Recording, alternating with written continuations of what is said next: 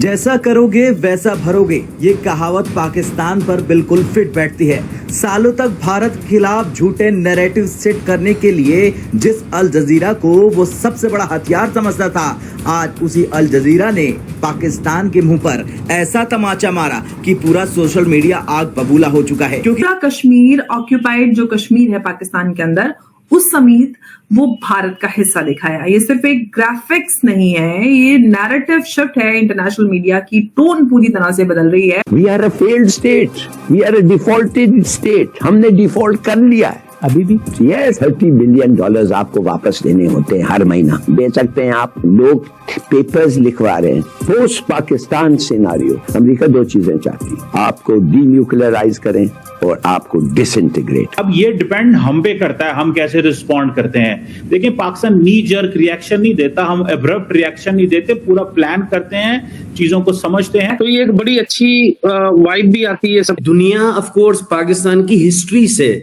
क्या कहते हैं, बेखबर नहीं है।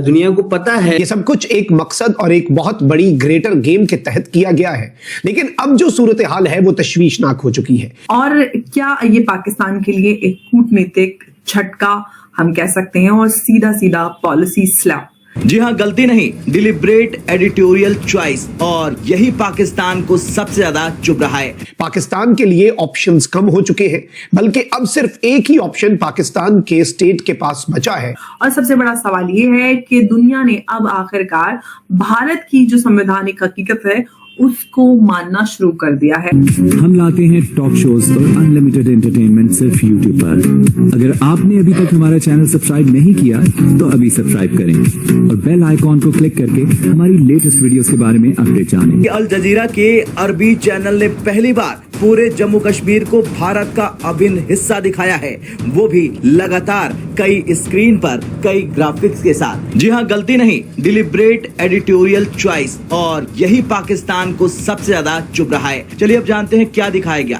दरअसल अल जजीरा के अरबी वर्जन में एक एक्सप्लेनर एपिसोड चल रहा था, जिसमें पाकिस्तान अफगानिस्तान के बीच बढ़ते तनाव को ऐतिहासिक संदर्भ में समझाया जा रहा था। उसी डॉक्यूमेंट्री में बार बार जो मैप दिखाया गया, अक्सई चीन को उसने चीन का हिस्सा दिखाया, और पीओके, गिलगिट बाल्टिस्तान, कश्मीर, सब कुछ भारत का हिस्सा दिखाया। एक भी बार डॉटेड लाइन वाला डिस्ट्रीब्यूट मैप नहीं दिखाया, मतलब मैप गलती से नहीं चिपका।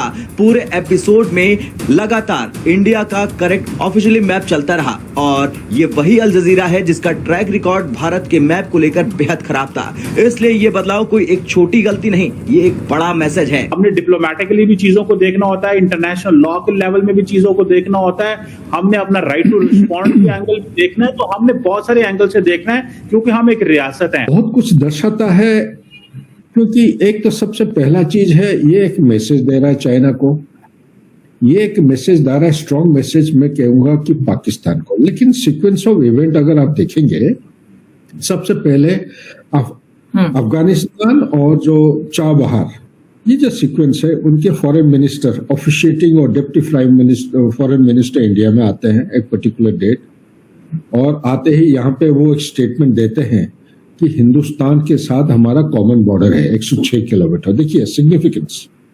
ओके, उसके बाद वो चले जाते हैं, फिर बगराम एयरफील्ड के बारे में चर्चा चलती है।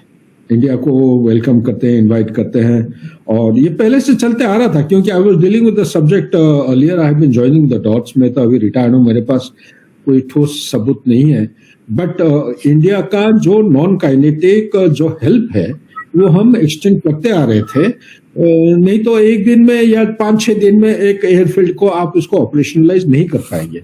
नंबर 3, तीसरा पॉइंट मैं यहीं पर हाईलाइट करना चाहता हूं, ये सीक्वेंस में अगर देखेंगे, चाबहार का जो लिमिटेशन या जो रेस्ट्रिक्शन पहले था, ये उन्होंने लिफ्ट कर दिया। कौन? यूएस ने, जो सैंक्शन किया था चाबहार पोर्ट के ऊपर, बोला कि 6 महीने के लिए इसका जो एम्बार्गो है उसको लिफ्ट किया जाता है। सो इनको अगर आप डॉट्स को ज्वाइन करेंगे, एक अनोखा किस्म का एक पिक्चर निकल के आ रहा है। और साथ ही ये जो तालिबान, अफगानिस्तान के तालिबान जो इनके ऊपर अटैक कर रहे हैं, पाकिस्तान जो दुरान लाइन के ऊपर, पाकिस्तान के अंदर जो चीजें हो रहे हैं, और पाकिस्तान का चंद एक चीजें, ये मुनीर का जो कॉन्स्टिट्यूशन अमेंडमेंट वगैरह वगैरह हो रहा है पाकिस्तान के अंदर, सिविलियन सुप्रीमेसी जहां पे होना चाहिए, अभी वो सेकेंड क्लास ग्रुपिंग या आर्किटेक्चर बन गया है अभी पाकिस्तान में, क्योंकि फील्ड मार्शल साहब को ऐसा एक आउट ऑफ ऑर्डिनरी स्टेटस दे दिए हैं जो कि ना केवल आर्मी बल्कि एयरफोर्स और नेवी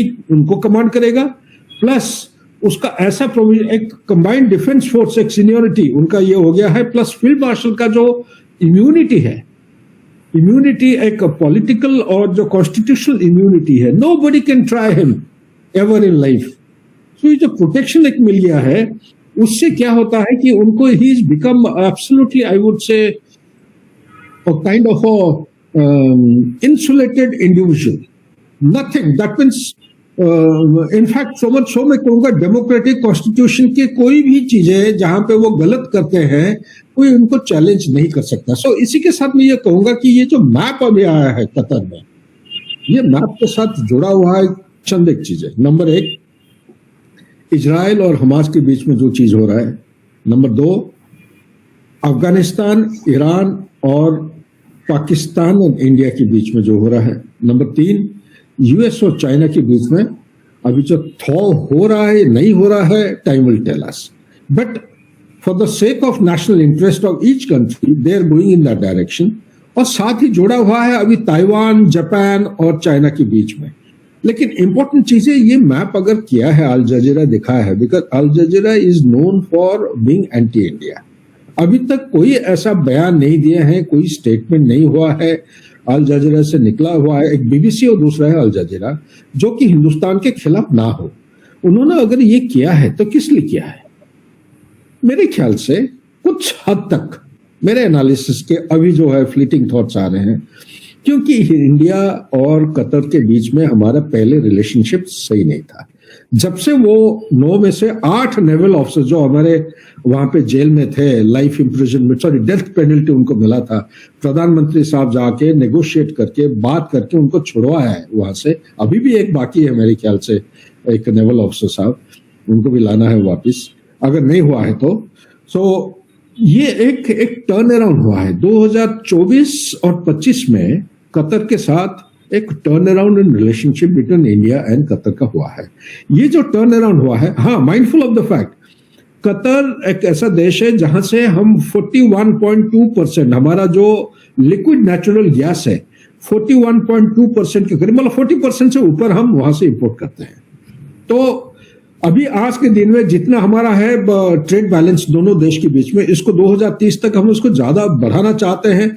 शायद ये फिगर मैं कहीं देख रहा था, ये है इसको हम ले जाना चाहते हैं 28 बिलियन। आज के दिन में मेरे ख्याल से 14 बिलियन के करीब 12 से 14 बिलियन है, उसको 28 बिलियन डॉलर 2030 तक ले जाना चाहते हैं। तो आपको ये वीडियो कैसा लगा कमेंट बॉक्स में जरूर लिखिए। इस वीडियो को लाइक कीजिए, शेयर कीजिए, सब्सक्राइब करना ना भूलिए आपके चैनल EFC को। मिलते हैं अगली वीडियो में। जय हिंद।